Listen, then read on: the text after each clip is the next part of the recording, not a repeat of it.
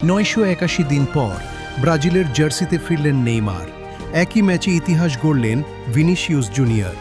আর স্কটল্যান্ডকে ৩-০ গোলে উড়িয়ে দিয়ে গ্রুপ পর্ব শেষ করল ব্রাজিল।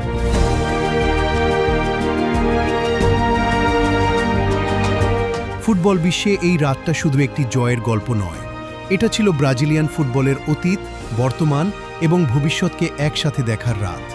একদিকে ৯৮১ দিন পর জাতীয় দলে নেইমারের আবেগঘন প্রত্যাবর্তন, অন্যদিকে ভিনিসিয়াস জুনিয়রের দুর্দান্ত পারফরম্যান্স। ম্যাচের ৬ মিনিটে প্রথম গোল, এরপর ৪৫+৩ মিনিটে দ্বিতীয় গোল।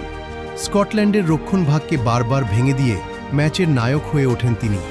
আর এই দুই গোলের মাধ্যমে ভিনিসিয়াস হয়ে গেলেন ২০০২ সালের রোনালদো ও রিভালদোর পর প্রথম ব্রাজিলিয়ান, যিনি বিশ্বকাপের গ্রুপ পর্বের ৩টি ম্যাচেই গোল করার কীর্তি গড়লেন।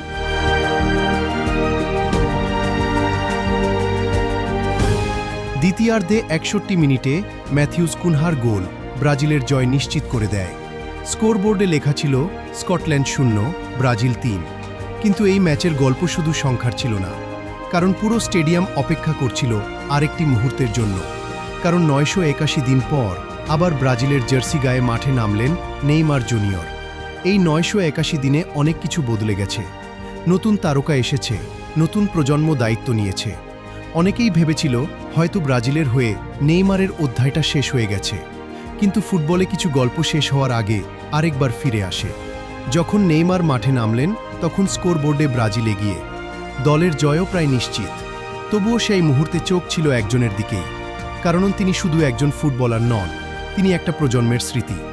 যারা নেইমারকে ২০১৪, ২০১৮ কিংবা ২০২২ বিশ্বকাপে দেখেছে, তাদের কাছে এই প্রত্যাবর্তন শুধুই একটি বদলি নামা নয়, এটা সময়ের বিরুদ্ধে লড়াই করে আবারও নিজের জায়গায় ফিরে আসার গল্প।